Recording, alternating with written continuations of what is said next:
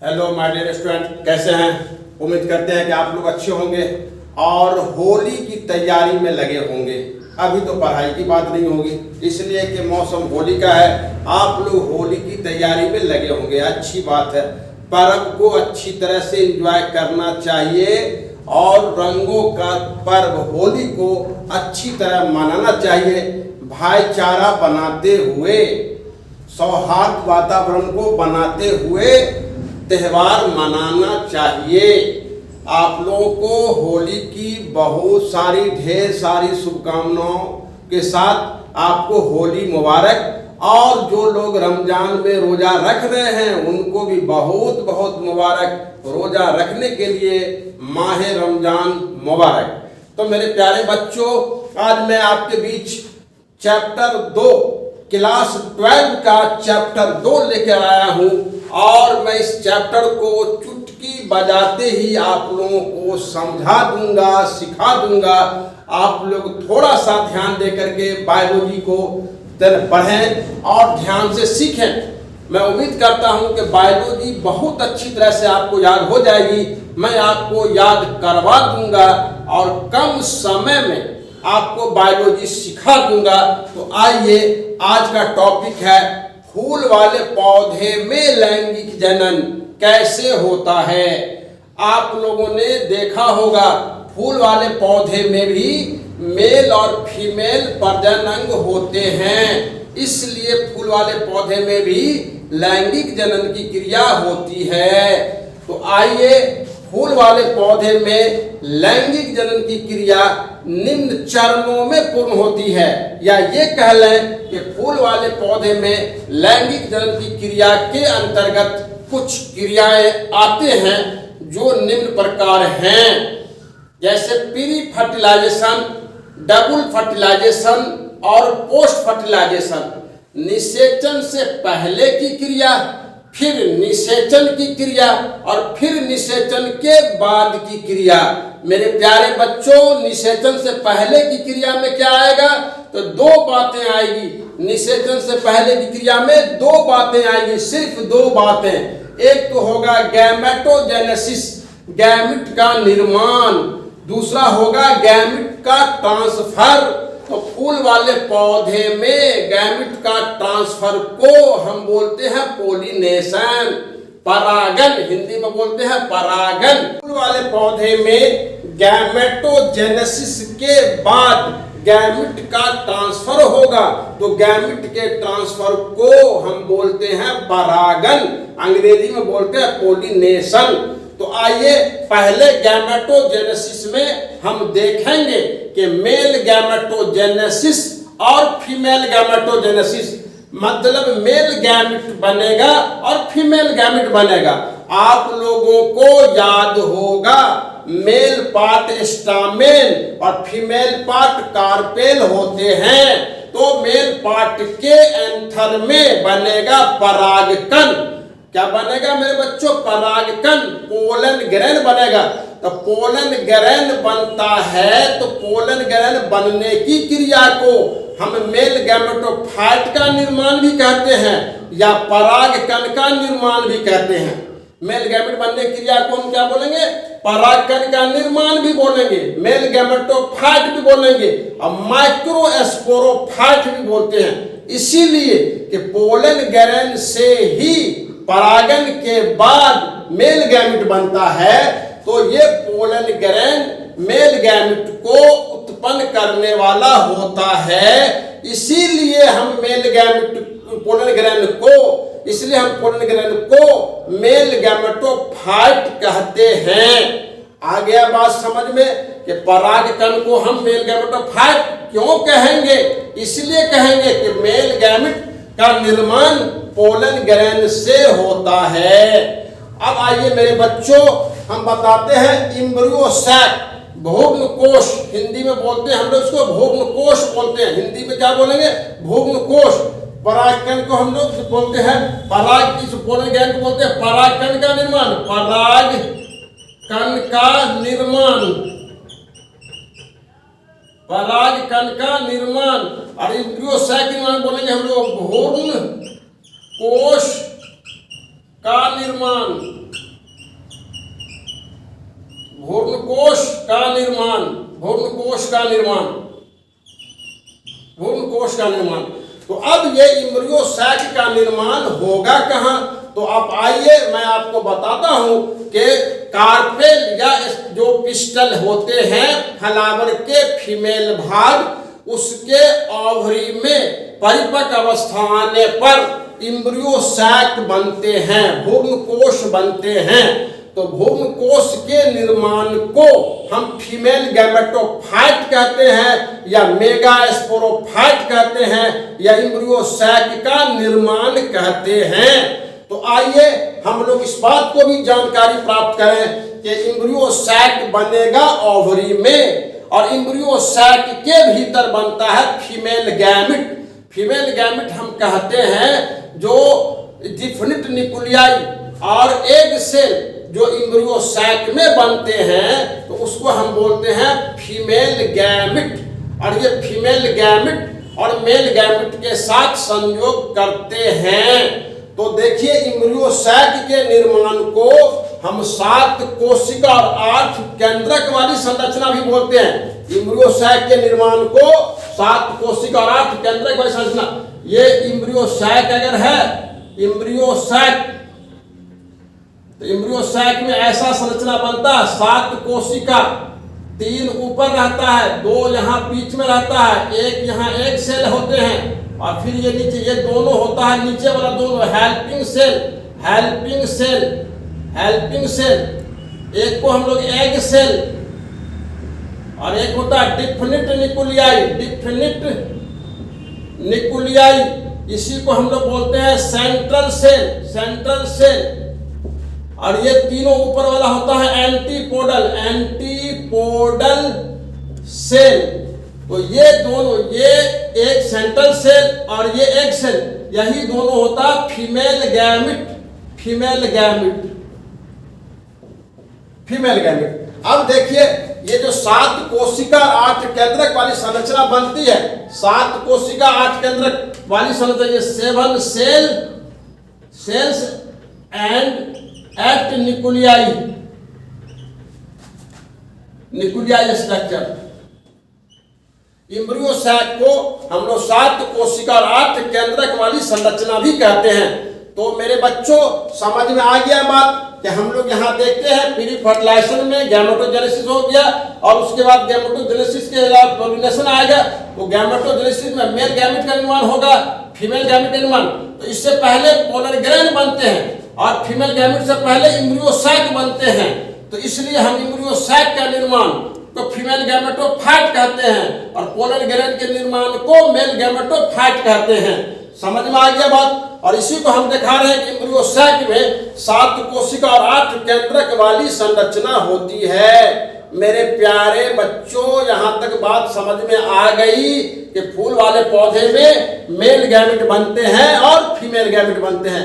अब आइए पोलिनेशन के बारे में बताते हैं। तो देखिए पोलिनेशन में हम लोग देखते हैं, पोलिनेशन में कि जो स्टामेन है ये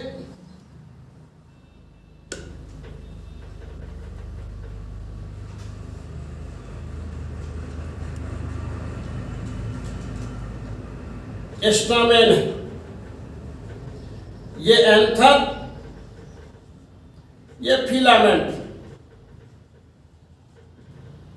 फिलामेंट। अब यहां पर हम देखते हैं ये कार्पेल बनाते हैं, कार्पेल है ये, कार्पेल है ये, कार्पेल।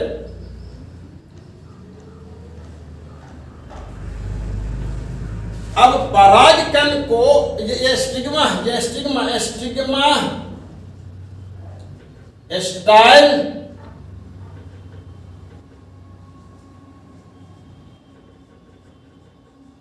ओवरी,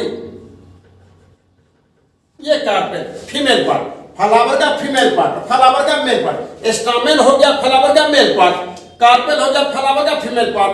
अब परागकण को यहाँ एंथर से, परागकण को एंथर से स्टिग्मा पर पहुंचने की क्रिया कहलाएगा परागन।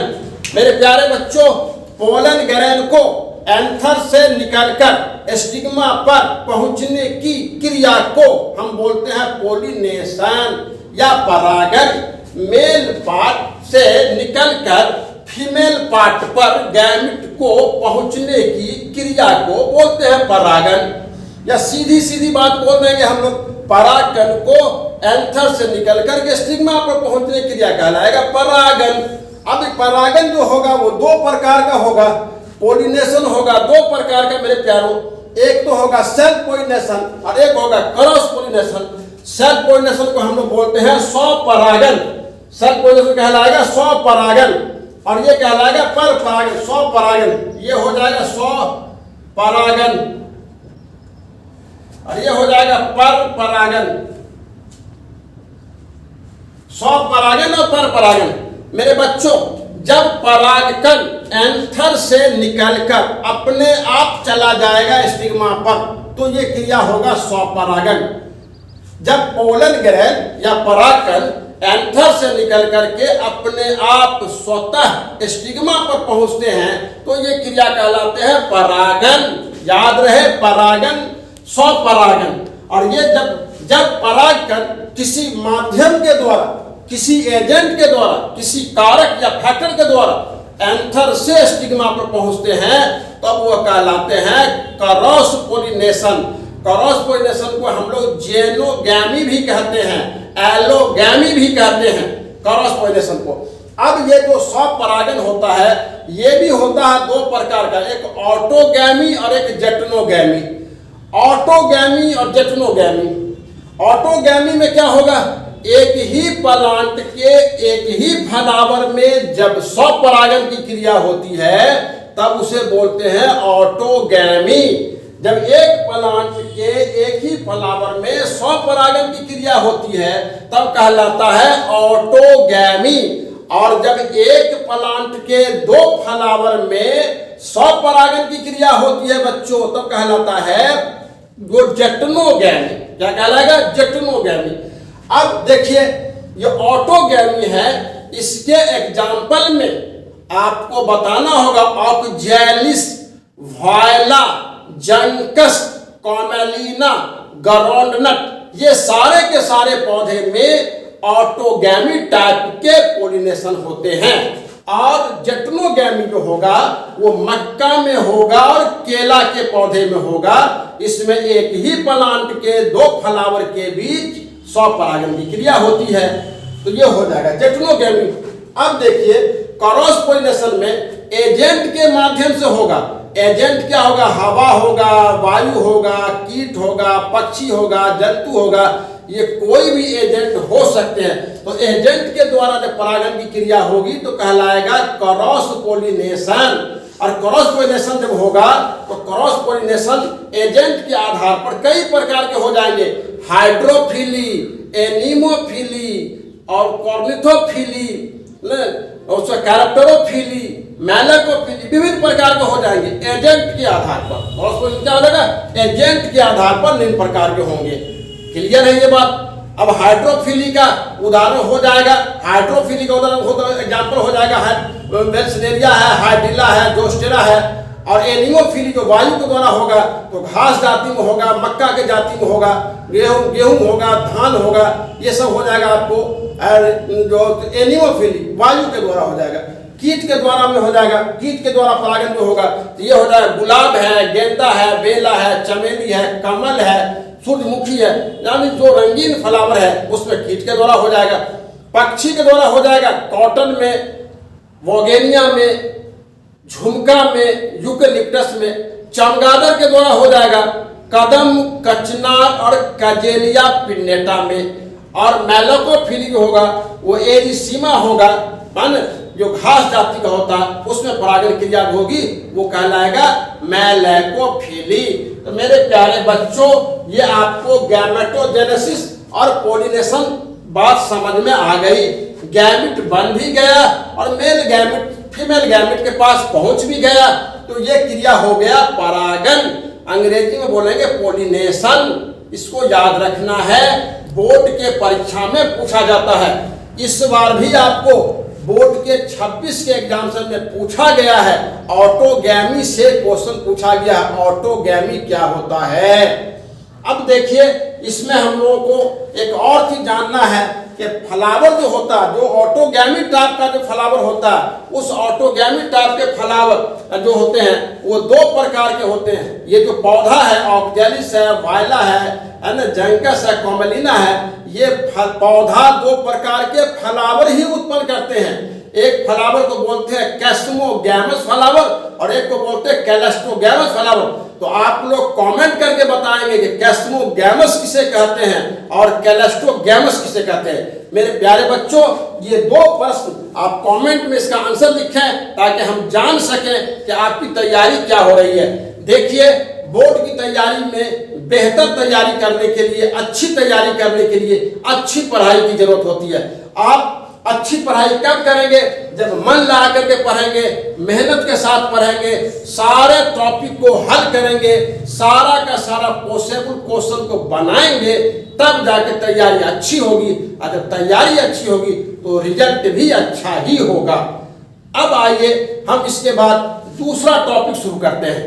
अब मेरे प्यारे बच्चों, दूसरा टॉपिक आपको मैं ये बताना चाहता हूं कि अहमद बायोलॉजी स्टडी सेंटर में ऑफलाइन क्लास भी चल रहा है और ये ऑफलाइन क्लास सहरसा के नमक गोदाम रोड सराही सेंटर पर और सहरसा के इस्लामिया चौक पर अहमद बायोलॉजी स्टडी सेंटर का ऑफलाइन क्लास भी चल रहा है।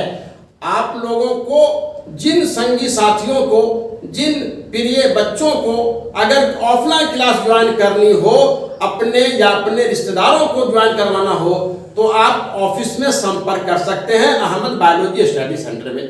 चलिए अब देखिए, मैं आज आपको अगला टॉपिक के बारे में भी बताना जा रहा हूं। अब अगला टॉपिक आपका है फर्टिलाइजेशन। मेरे प्यारे बच्चों, फर्टिलाइजेशन के बारे में भी हम बात करेंगे।